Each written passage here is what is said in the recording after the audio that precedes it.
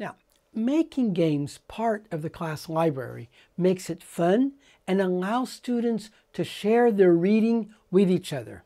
In this activity, students are going to make a card game and then use it to play against their friends.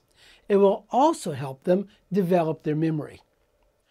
First, ask students to copy 10 sentences from their story and to write them in their notebooks.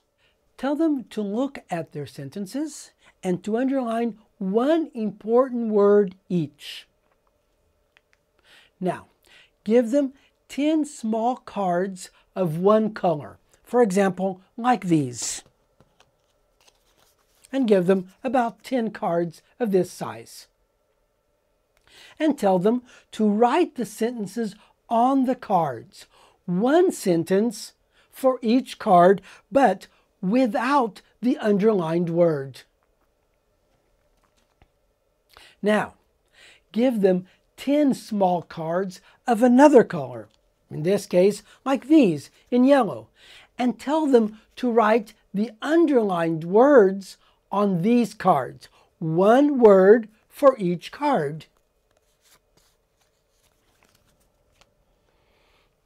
Now, when they have completed both sets of cards, give each student a small envelope for the cards, like this. Ask them to write their name, the title of the story, and they may want to draw a picture related to the story. So in this case, we have an envelope here with Jumanji and an illustration based on the story. With this, students now can play the game Snap. Okay? Now, to play Snap, each student plays with their own set of cards. So student A takes the cards. So for example, I'm playing here with only 4, but they would play with 10 cards, and they put their cards down so that they cannot see the sentences. And they would do the same thing with the others. A student would look at their cards, pick up one card, and read out the sentence. Suddenly, hundreds of black bats flew out of the...